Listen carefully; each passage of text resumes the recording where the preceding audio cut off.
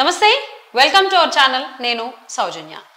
ఇప్పటి వరకు కూడా ఆంధ్రప్రదేశ్ ఎన్నికలకు సంబంధించి చాలా సర్వే చూసాము. ఈ సర్వే కనుక చూసుకున్నట్లయితే India today group C voter దానికి సంబంధించి మనం సర్వే చూస్తున్నాము. సో ఇదేంటి అంటే 2019 ఎన్నికల్లో వైఎస్ఆర్సీపీకి 22 స్థానాలు గెలుచుకోవడం జరిగింది.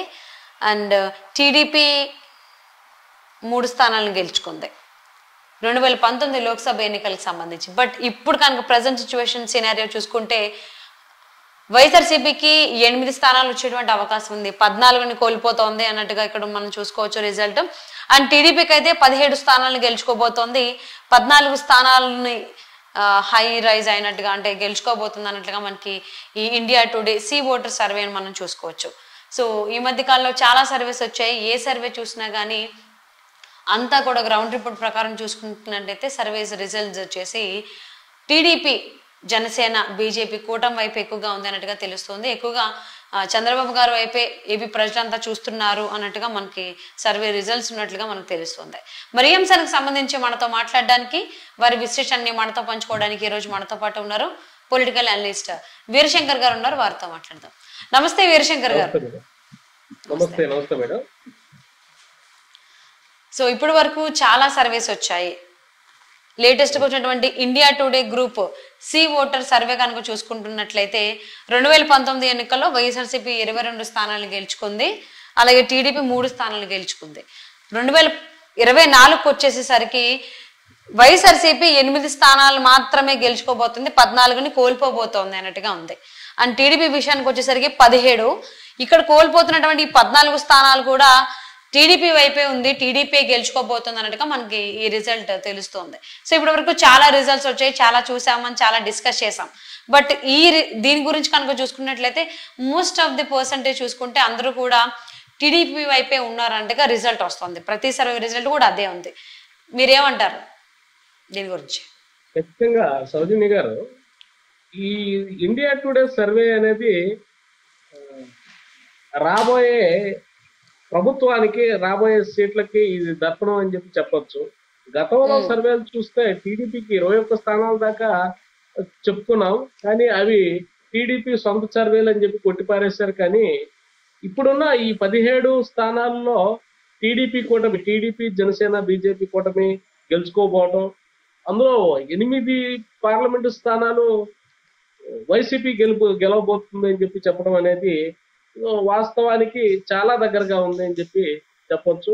ఈ 17 కాదు, ఇంకో 2-3 సీట్లు కూడా అధికంగా ఈ కూటమి గెలుచుకోబోతుంది అనేది వాస్తవంగా మనం గమనించాల్సిన అంశం. ఇందులో మొట్టమొదటిగా మనం గమనించాల్సింది ఏంటంటే వైసీపీ ఎందుకు కోల్పోబోతుంది. ఒక 22 స్థానాలు ఉన్న వైసీపీ 8 స్థానాలకి, మనం చెప్పినట్టు 6 స్థానాలకి ఎందుకు పడిపోబోతుంది అనే దాని విషయంలో వైసీపీ నుంచి ఎంపీగా పోటీ చేయడానికి, పార్లమెంట్ పోటీ చేయడానికి ఏ ఒక్క అభ్యర్థి కూడా ముందుకు రాని పరిస్థితుల్లో, ఇలాంటి పరిస్థితుల్లో వైఎస్ఆర్సీపీ జగన్మోహన్ రెడ్డి గారు ఏ నియోజకవర్గంలో అయితే మంత్రులుగా పనిచేశారో, ఏ నియోజకవర్గంలో అయితే ఎమ్మెల్యేలుగా పనిచేశారో వీళ్ళ యొక్క ఆ ప్రాబల్యం అక్కడ సరిగా లేదు అని చెప్పి సర్వేల్లో చెప్పి వీళ్ళకి అక్కడ సీట్లు ఇవ్వకుండా వీళ్ళని ఎంపీలుగా అకామిడేట్ చేశారు. వాస్తవంగా ఒక ఎమ్మెల్యేకి పనికిరాని వ్యక్తిని ఎమ్మెల్యే స్థానానికి అనర్హుడిగా ప్రకటించిన వ్యక్తిని ఈయన సర్వే ప్రకారం మీరు ఎమ్మెల్యేగా ఇక్కడ పనికిరారు, మిమ్మల్ని ఇక్కడ వేరే వాళ్ళని అకామిడేట్ చేస్తున్నాం, కాబట్టి మీరు పార్టీ గెలుపు కృషి చేయండి అని చెప్పి చెప్పాలి. ఏ పార్టీ అయినా అదే చెప్తుంది. కానీ ఈ పనికి రారు అని చెప్పి అనుకున్న, ఉదాహరణకు అనిల్ కుమార్ గారిని తీసుకోండి. నెల్లూరు ఆయన మాజీ మంత్రిగా చేశారు. ఆయన అక్కడ నెల్లూరు సిటీ స్థానంలో ఎమ్మెల్యేగా పోటీ చేయడానికి మీరు అనర్హులు, మీకు ఇక్కడ ప్రాబల్యం తక్కువగా ఉంది, మీకు యాంటీ ఉంది, మీరు ఇక్కడ గెలవలేరు అని చెప్పిన వ్యక్తి, ఆ గెలవలేని నెల్లూరులోనే ఎమ్మెల్యేగా గెలవలేని వ్యక్తి నరసరావుపేటలో, పల్నాడు లాంటి ప్రాంతంలో ఎంపీగా గెలుస్తాడు అని చెప్పి అనుకుంటే అది దానంత అవివేకం, దాన్ని హాస్యాస్పదం ఇంకోటి లేదని చెప్పి మనం చెప్పుకోవచ్చు.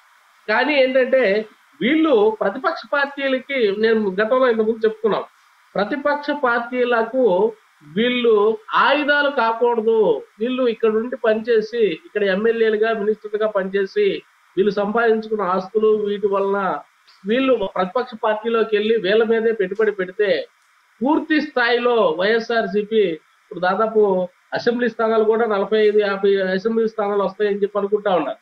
అవి కూడా రాని పరిస్థితిలో ఉంటుందని చెప్పి వీళ్ళని ఈ ఎవరైతే ప్రజలు నెగ్లెక్ట్ చేశారో ఆ నియోజకవర్గాల్లో వాళ్ళని తీసుకొచ్చి ఎంపీలుగా పోటీ చేయించడం వలన వీళ్ళు దాదాపు 6 నుంచి 8 స్థానాలకు పడిపోతున్నారని చెప్పి మనం చెప్పుకోవచ్చు.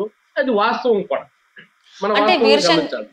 అంటే వీరశంకర్ గారు ఇంతకు ముందు జరిగినటువంటి 2019 ఎన్నికల్లో 22 స్థానాల నుంచి వైసీపీ 8 స్థానాలకు పడిపోతుందంటే ఆల్మోస్ట్ ఓటమికి చాలా దగ్గరగా ఉందని అనుకోవాలి. సో ఇందుకోసమైనా 1వ తారీఖు అంటే ఖచ్చితంగా పింఛన్లు ఇవ్వాలనే దానికి సంబంధించి వాళ్ళకి క్లారిటీ ఉంది, తెలుసు కాబట్టి ముందుగానే ప్లాన్ వేసుకున్నారు. పింఛన్ల సంబంధించి కూడా అంటే ఆ అంశాన్ని కూడా రాజకీయంగా లబ్ధి పొందడానికి వాడుకుంటున్నారు వైసీపీ వాళ్ళు అనేటువంటి వాదన కూడా చాలా ఎక్కువగా వినిపిస్తుంది. దీని గురించి ఏమంటారు? పూర్వం ఒక సామెత ఉండేది, ఏ దారి లేక గట్టు పట్టుకుని ఏడ్చారని, అంటే ఆ గట్టు పట్టుకుని ఏడ్చారనే సామెత ఒకటి ఉండదు. అంటే చివరికి అన్ని దారులు మూసుకుపోయినాయి, సొంత చెల్లెళ్ళే అడ్డం తిరిగారు, బాబాయ్ మర్డర్ కేసు తేల్చమని చెప్పి వాళ్ళు గొడవ చేస్తా ఉన్నారు. సొంత చిన్నాన్న మర్డర్ కేసునే తేల్చలేని వ్యక్తి అధికారంలో ఉండి, ఆయన అధికారం 5 సంవత్సరాలు అధికారంలో ఉండి ఎవరు మర్డర్ చేశారో అనేది తేల్చలేకపోవటం, లేకపోతే ఎవరైతే నిందితులుగా ఉన్నారో వాళ్ళ వెనకేసుకు రావటం, ఇట్లాంటి పరిస్థితులన్నీ ఈయనకు ఓటమికి కారణం అని చెప్పొచ్చు. అదే కాకుండా 22 మంది ఎంపీలు ఉన్న వైఎస్ఆర్సీపీ ఒక్కసారి కూడా కేంద్రంతో ఆంధ్రప్రదేశ్కి రావాల్సిన ప్రత్యేక హోదా గురించి కానివ్వండి, ప్రత్యేక విభజన హామీల గురించి కానివ్వండి, వైజాగ్ స్టీల్ ప్లాంట్ గురించి కానివ్వండి, రైల్వే జోన్ గురించి కానివ్వండి, కేంద్రం నుంచి రావాల్సిన ఎటువంటి నిధుల దగ్గర కూడా ఈయన ఈ ఎంపీలు డిమాండ్ చేయలేకపోవటం అనేది ఈ ఓటమికి మొట్టమొదటి కారణం అని చెప్పి మనం చెప్పుకోవచ్చు.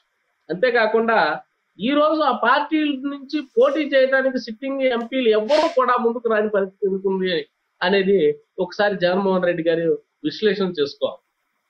ఎవరైతే ఈయన అకామిడేట్ చేస్తున్న ఎమ్మెల్యేలుగా గతంలో పనికిరారు అని చెప్పి వాళ్ళని పక్కన పెట్టి వాళ్ళని తీసుకొచ్చి ఎంపీలుగా పోటీ చేయిస్తాం అంటే ఓటమిని ఆయన ఒప్పుకున్నట్టే అని చెప్పి మనం అందరికి అర్థం అవుతానే ఉంది. సో అంటే ఓటమి అనేది ముందే నిర్ణయం చేసుకున్నారు, వాళ్ళకి ముందే తెలుసు కాబట్టి వైసీపీ ప్రభుత్వం ఆంధ్రప్రదేశ్ ఖజానాని ఖాళీ చేసింది. పింఛన్లు ఇవ్వడం గురించి కావచ్చు, ఎలక్షన్ నోటిఫికేషన్ వచ్చే ముందు ఒక మహిళలకు ఇచ్చేటువంటి పథకం సంబంధించి ఆయన బటన్ నొక్కినా కానీ ఇప్పటికీ లబ్ధిదారులకి నగదైతే జమ అవ్వలేదు అకౌంట్లో అని చెప్పి వినిపిస్తూ ఉంది. ఇదంతా దాని వల్లనే అంటారా? అంటే ఈవెన్ ఏదైతే పింఛన్లకు సంబంధించి ఉన్నటువంటి అమౌంట్ ఏదైతే ఉందో, ఒక్క మాట వీరశంకర్ గారు ఒక్క మాట, పింఛన్లకు సంబంధించి ఏదైతే అమౌంట్ ఉందో అదంతా కూడా వైసీపీకి సంబంధించిన కాంట్రాక్టర్లు ఎవరైతే ఉన్నారో వాళ్ళకి జమ చేసేసారు, అర్జెంట్ గా బిల్లులు పే చేయాలని చెప్పేసి ఇప్పుడు ఈ అమౌంట్ ని అటు మళ్లించారనేటువంటిది కూడా ఉంది వాదన. ఏమంటారు దీని గురించి? మరి నిధులు మళ్లింపు అనేది వైఎస్ఆర్సీపీ కొత్త కాదు. ఏంటంటే ఫైనాన్స్ నిధులు కానివ్వండి, పిఎంఆర్ ఉపాధి హామీ నిధులు కానివ్వండి, వీటిలన్నింటినీ ఎలా మళ్లించి ఎలా వాడుకున్నారు అనేది నెక్స్ట్ గవర్నమెంట్ దిగిపోయిన తర్వాత మొత్తం అన్ని బయటకు వస్తాయి. కానీ జగన్మోహన్ రెడ్డి గారు ఈ పెన్షన్ పథకం అనేది, పెన్షన్లు అనేది కొత్తగా తానే ఏదో పెన్షన్లు ఇస్తున్నట్టు, ఇంతకు ముందు ఎప్పుడు ఈ పెన్షన్లు వీళ్ళు ఎవరినట్లు పోతం చేసుకోవడం అనేది చాలా ప్రజలు నవ్వుకుంటా ఉన్నారు. వాస్తవంగా ఈ పెన్షన్ విధానం ఇప్పుడు సో ఏదైనా కానీ ఎన్ని సర్వేస్ చూసినా గానీ ఆల్మోస్ట్ ప్రతిదీ కూడా చూసుకుంటే మనం ఈ ఇండియా టుడే సర్వే చూసుకున్నా గానీ వైఎస్ఆర్సీపీ అనేది ఓటమికి చాలా దగ్గరగా ఉంది అనేటువంటి ప్రతి సర్వేస్ కూడా మాక్సిమం పర్సెంటేజ్ చూసుకుంటే మరి ఈ ఎక్కువ పర్సెంటేజ్ ఏవైతే వస్తున్నాయో సర్వేస్ అదే నిజమవుతుందా లేకపోతే ఏంటి చూద్దామండి రాబోయేటువంటి రోజుల్లో. Thank you so much for spending your valuable time with us Veerashankar గారు.